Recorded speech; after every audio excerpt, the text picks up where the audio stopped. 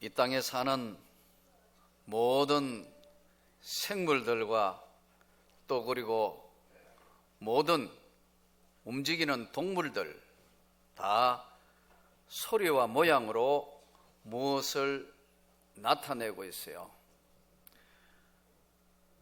자기 소리를, 자기 모습을, 모양을 통해서 자기를 나타내고 있다는 것입니다.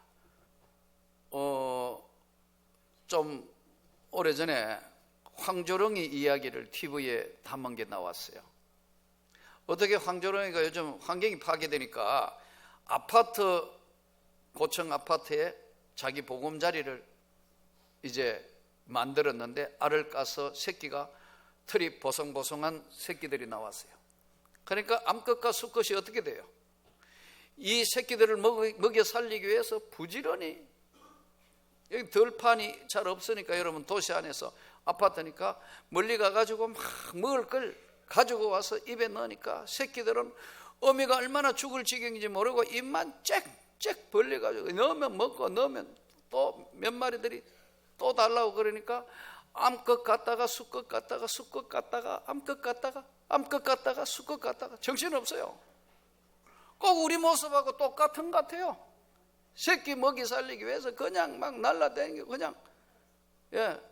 또 요즘 도심에 유리가 이렇게 있으니까요. 이게 저쪽 편으로 건너가는 줄 알고 황조롱이 와가 들어박아가 떨어져가 죽는 황조롱이도 나와요. 새들이 그래요.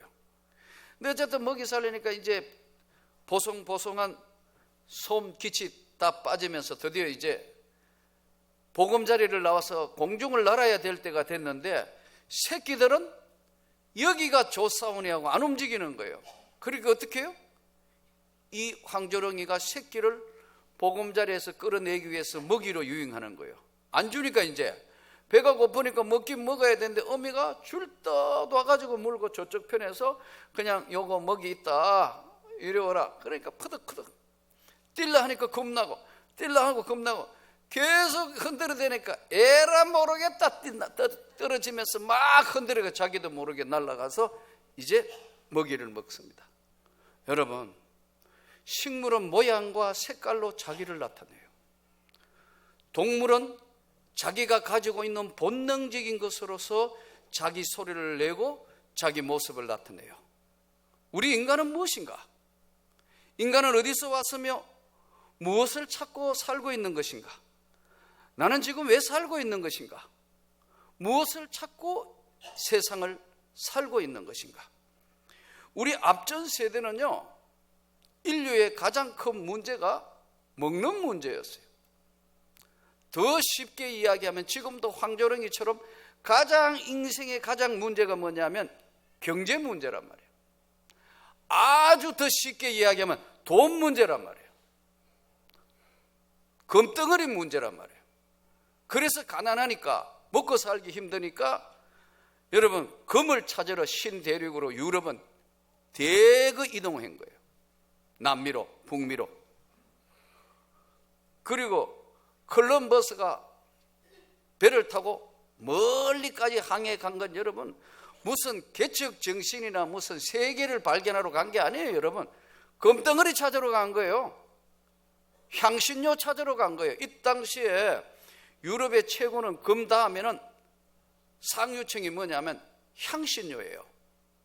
그거 발견하러 가다가 여러분 동쪽으로 와서 인도를 발견하게 되고 말레이시아 또 통과해가지고 중국 우리 조선 땅 한국에 온 거예요.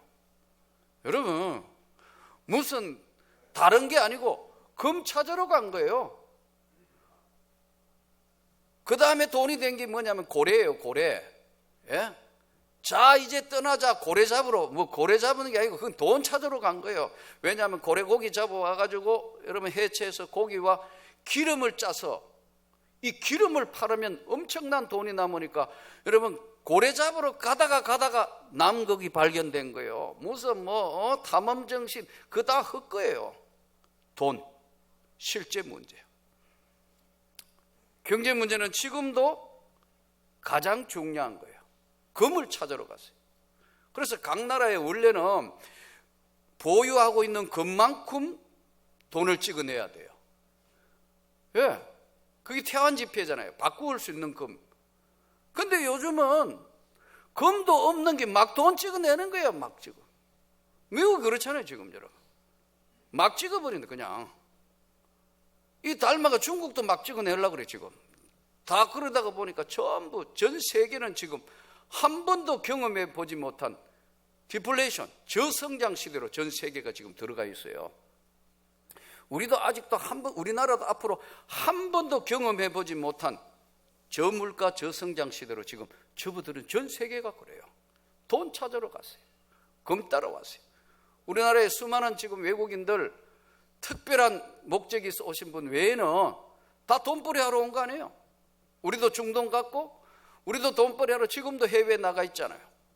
돈, 금덩어리 중요해요. 필요해요. 그러나 이것만 있으면 인간이 행복하냐 이거예요. 아니에요. 이것이 어느 정도만 만족되면 그 다음에 우리 영혼은 하나님이 영혼과 육신으로 만들었기 때문에 우리 육신은 금덩어리 어느 정도만 먹고 살면 만족할 수 있지만 영혼은 전혀 만족할 수가 없어요. 영혼은 갈급해요. 공허해요. 영혼이 비어 있어요. 그러다가 보니까 이 영혼을 채우기 위해서 술로 가득 채우고 해도 아침에 깨면 더 공허하고 허망한 것이 술이에요. 요즘은요 너무 이제 순한 소주 만들어내가 과일 소주 만들어내가 연하다고 여자분들도 막 마시다가 보니까 밤 11시 12시 넘어가 강남 지역으로 안 가봐요. 정신없는 사람 많아요. 지금 앞으로 나가 토하고 뒤로 앉아 주저앉아. 특히 요즘 여자들이 많아지고 있어요. 과일, 연한 술 조심하시기 바랍니다. 여기는 없겠죠? 예, 그거 영혼이 비어있기 때문에 그래요. 어느 정도 채워지니까 그 다음에 뭐가 필요하냐? 뭔가가 채워야 되니까 도박. 여러분 국가를 대표하는 운동선수는 젊은 날 짧은 시간에 돈 버리고 그 다음에는 살아야 하는데 대표 선수 하는 사람들이 여러분 도박에 얽혀가지고 해가지고 대표 선수로도 퇴출될 판이고 아무것도 못하고.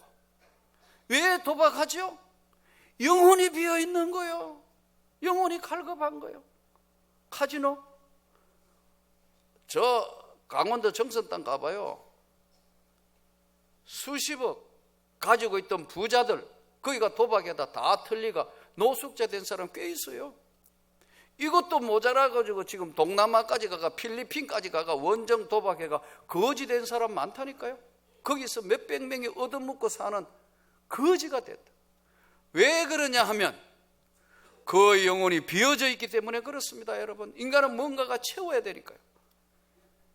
엄난 정상적인 가정을 가지고 부부가 사랑하며 살아야 되는 세상에 살면서도 엉뚱한 성매매, 엉뚱한 불륜에 얼마나 세상이 소돔 고모라 땅처럼 되어버린 건 뭐냐면 그 영혼에 하나님이 없기 때문에 그런 거예요. 그 영혼에 성령의 부으심과 은혜가 없기 때문에 뭔가를 채워야 되는데 엉뚱한 것으로 채웠기 때문에 그렇게 되는 거예요. 오늘 본문은 하나님이여 사슴이 시냇물을 찾기에 갈급한 같이 내 영혼이 주님을 찾기에 갈급합니다. 내가 내 하나님을 살아계시는 하나님을 갈망하오니 내가 어느 때 가서 하나님의 얼굴을 배울 수 있습니까? 이 시편 기자는 너무 갈급한 거예요. 너무 답답한 거예요. 너무 힘든 자기 상황에서 자기 영혼은 하나님을 갈망하고 있어요. 저는 여러분 오늘 세상이 아무리 이렇게 돌아가고 저렇게 돌아가고 돈으로 돌아가고 세상이 불륜으로 돌아가는 것 같고 세상이 다 이상하게 돌아가는 것 같아도 하나님은 살아계시기 때문에 저와 여러분을 통하여 이 세상을 하나님이 운행하고 계신다는 걸 잊지 마시기를 바랍니다. 이 하나님을 바라는 이 갈망 가운데 이 지금 시편 기자는 자기의 형편과 처지가 돌아보니까 너무 힘든 사람이에요. 형편이 좋을 때 하나님을 잘 믿을까요? 내 여건이 잘 됐을 때 하나님을 잘 믿을까요? 내가 하는 모든 일들에 잘 되었고 축복받고 잘 되었을 때 하나님 잘 믿는 사람보다는 내 영혼의 공고함과 내 삶에 정말 어렵고 힘들 때 하나님을 의지하는 사람들이 훨씬 많습니다. 아마 이 시편 기자도 하나님을 사슴이 시냇물을 찾기에 갈급한 같이 여러분 목마른 짐승이 물을 찾아 헤매는 것처럼 하나님을 간절히 갈급하고 갈망한다는 거예요. 그런데 자기 주변의 여건과 환경은 어떠냐? 모든 사람이 자기를 비웃는다는 거예요. 사람들이 종일 내게 하는 말이 내 하나님이 어딨냐? 이렇게 자기를 비방한다는 거예요. 이건 무슨 말이죠? 하나님 그렇게 잘 믿는다면 네가 잘 돼야 될 거 아니야. 하나님 그렇게 잘 믿는다면 넌 축복받고 모든 게 돼야 되는데 너 몸은 그렇게 아프고 너는 환경이 어렵고 너 뭐 내어놓을 거 뭐 있냐? 아무것도 내어놓을 거 없지 않냐? 이렇게 사람들이 나에게 종일 하는 말이 네 하나님이 어디 있느냐 합니다. 그러다가 보니까 나는 하나님 내가 무슨 말을 아무것도 못하는 형편이니까 내 눈물이 주야로 내 음식이 되었습니다. 이 얼마나 답답하겠죠. 이 뭐 말로 표현할 수 없는 내 눈물이 내 음식이 되었습니다. 이러면서 지나온 삶을 가만히 지금 이 시편 기자는 자기 자신을 돌아보는 거예요. 내가 옛날에는 주일이 되고 성일이 되면 주일 지키는 사람들하고 무리와 동행해서 가서 기쁨과 감사의 소리를 지르고 하나님의 집으로 많은 사람들 인도하고 내가 너무너무 기뻐하고 감사했는데 나는 기억만 해도 지금 내 마음이 상합니다. 나 그것만 기억해도 내 마음이 너무너무 상합니다. 저 어떻게 해야 됩니까, 하나님? 사슴이 시냇물을 찾는 것처럼 저는 저의 영혼에 정말 갈급하고 갈망합니다. 그런데 이 시편 기자가 하나님의 은혜의 결론을 내립니다. 내 영혼아, 네가 어찌하여 낙심하며 어찌하여 내 속에 불안해하는고? 너는 하나님께 소망을 두라. 너가 세상의 기준으로 너의 삶을 평가하고 세상의 기준으로 네가 성공했다, 출세했다, 다 됐다, 그것이 아니다. 내 영혼아, 너가 왜 낙심하며 너는 왜 절망하며 너는 왜 불안해하는고? 너는 너의 소망을 하나님께 두라. 너는 너의 소망을 사람이 평가하는 것, 사람이 보는 눈으로 인해서 너 평가받아서 안심하고 잘했다, 칭찬받는 것 뭐 이런 것이 아니고 너의 영혼의 깊은 세계에 너의 낙심, 불안, 공허함, 절망감, 이 모든 것은 너의 하나님께 소망을 두라. 그리하면 그 하나님이 나타나서 너에게 도움을 주리라. 오늘 이 시대를 살아가면서 정말 하나님이 어떤 분인지 모르고 살아가는 사람들 너무 많아요. 오늘 추수감사주일은 우리가 너무나 잘 아는 대로 1620년에 유럽에 살던 일부의 사람들이, 우리가 잘 아는 소위 청교도라는 사람들이 이제 마음껏 한번 하나님을 제대로 섬기고 이 땅을 마무리하면 좋겠다. 마음껏 찬양하고 마음껏 기도하고 마음껏 신앙생활 하나님을 잘 섬기면 정말 좋겠다 결단을 하고 이 사람 청교도들이 대서양을 건너서 오늘 돈벌이하러 가는 금을 찾으러 간 것도 아니고 이 사람들은 하나님을 잘 믿어보겠다고 이제 대서양을 건너서 신대륙이 미국을 가려는데 돈이 없어요. 배 삭시 없는 거예요. 배를 사서 가야 되는데 한두 명도 아니고 오늘처럼 무슨 거대한 상선이나 군함이 있는 것도 아니고 여객선이 있는 것도 아니고 그러니까 돈이 없어요. 일반 사람들은 잘 모르는데 이 청교도들이 이 배를 구해가 가기 위해서 네덜란드에 가서 8년간 여러분 죽기 살기 일합니다. 8년간 죽기 살기 일해서 돈을 모아서 드디어 배를 사는데 배가 너무 적은 거예요. 당시에 대서양을 건너가기에는 너무나 위험 부담률이 많아요. 그 다시 기다려가지고 조금 더 큰 배를 사서 타고 간 게 우리가 역사에 잘 아는 메이플라워예요. 102명이 성선을 했습니다. 102명이.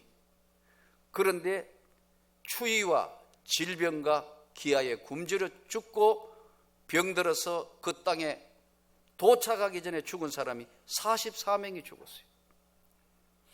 102명이 출발했다고 미국 엠파이어 빌딩 102층입니다. 그 기념으로 명칭을 해서 102층을 했거든요. 무려 65일간 죽음의 바다와 사투를 벌면서 건너간 그해 가보니까 겨울이 시작됐어요. 먹을 게 없어요. 목숨을 걸고 건너오기는 했는데 죽음 직전에 아사 직전에 있을 때 참 아이러니컬하게 인디언들이 그 땅에 인디언들이 옥수수를 갖다 주고 먹을 걸 갖다 줍니다. 그래서 안 죽고 그 겨울을 넘어가면서 인디언들이 아메리카 땅에 농사 짓는 방법을 가르쳐 줍니다. 그래서 그 농사를 가르쳐 주는 걸 배워요. 배워가지고 농사를 지어서 1년 뒤에 거두어서 저들은 아무 조건 없이 하나님 잘 믿겠다고 왔으니까요. 예배 드릴 때 자기를 살려준 인디언들을 초청해서 감사 예배 드리고 한 이 유래가 오늘 추수감사주일입니다. 오늘 감사를 잃어버렸어요. 생명을 살려준 그들은 감사했기 때문에 드디어 추수감사절이 시작됐는데 1863년도에서 많은 이제 논란을 하다가 1863년에 링컨이 대통령이 되면서 남북 전쟁을 할 때 추수감사주일이니까 하루 휴전을 할 만큼 철저하게 지켰습니다. 그래서 미국의 전통이 추수감사주일이 연결이 되는데 우리나라에는 선교사들이 복음을 전하기 위해서 당시의 조선 땅, 이 대한민국을 오기 위해서는 여러분 미국 땅에서 대한민국을 오기 위해서 또 호주에 전 세계에서 오기 위해서는 목숨을 걸고 와야 됐어요. 왜 그러냐 하면 풍토병. 마치 우리가 아프리카에 가려면 다 지금 예방접종하고 가야 되는 것처럼 우리나라에 있는 풍토병. 선교사들이 실제로 와가 많이 죽었습니다. 자녀들도 죽고. 풍토병. 그 다음에 전혀 접해보지 못했던 문화, 충격. 지저분한 생활 환경. 무슨 수세식 변소가 있었고 이게 위생 전혀 없는 그런 상태에 흑암에 앉은 조선 땅에 목숨을 걸고 선교사들이 들어온 기념으로 11월 셋째 주일을 기해서 우리 한국에는 추수감사주일을 지키게 된 겁니다. 선교사들이 와가 보니까 정말 희망 없는 땅이에요. 눈물의 땅이에요. 여자들은 아예 무시해가 공부도 안 시키고 서당에도 안 보냈어요.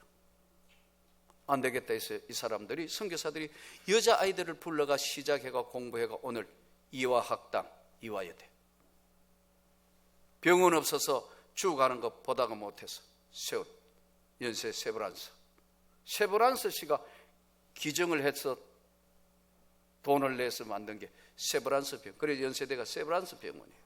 세브란스 씨가 헌금했다 이런 뜻이에요. 고등학교, 고아원, 양로원, 예수병원, 수많은 것들이 세워지면서 저와 여러분이 오늘 예수를 믿어서 조국이 근대화되고 조국이 오늘 계몽되고 여기까지 오는데 교회가 크나큰 견인차 역할을 했어요. 그 씨앗이 누구냐면 바로 감사의 목숨을 걸고 이 땅에 온 선교사들의 은혜예요. 우리 한국교회는 빛을 지고 있어요. 그렇기 때문에 더 많은 선교지의 선교사를 보내야 될 책임이 저와 여러분에게 있다 이 말씀이에요. 우리는 오늘 진정으로 감사하고 있는 것인가? 이들처럼 정말 감사하면서 일생을 사는 것인가? 무엇을 위하여 살고 있는 것인가? 무엇을 찾으며 사는 것인가? 너는 절망 중에 있다 할지라도 너의 하나님께 소망을 두라. 그러면 그 하나님이 너의 일생을 주장하고 나타나리다. 대부분 사람들은요, 죽음의 직전에 오면 정직합니다. 자기를 절대로 포장하지 않습니다. 죽음에 맞서 있을 때는요, 진실을 말합니다. 죽음 직전에 묘비를 앞에 두고 세계에 유명했던 유럽을 공포의 한때는 떨게 하고 유럽의 최고의 지배자로 등장했던 나폴레옹, 죽기 전에 이렇게 이야기했습니다. 나는 내 명을 채우지 못하고 죽는다. 이제 내가 죽으면 내 몸은 땅으로 돌아가 벌레들의 먹잇감이 될 것이다. 이러고 세상을 떠났어요. 유명한 인도의 간디, 위대한 지도자였죠. 그는 나는 50년 만에 처음으로 내가 절망의 구렁텅이에 빠져 있음을 깨닫는다. 내 주위는 온통 어두움뿐이며 나는 빛을 달라고 기도한다. 절망의 구렁텅이가 뭐냐면 여러분 철로 역정에 나오는 이야기입니다. 이분은 성경을 많이 읽었습니다. 마하트마 간디. 그런데 예수는 좋은데 나는 예수 믿는 사람들이 별로다. 그러니까 여러분 우리가 잘해야 할 줄로 믿습니다. 신앙생활 똑바로 해가 잘해야 덕이 돼야 된다 이거예요.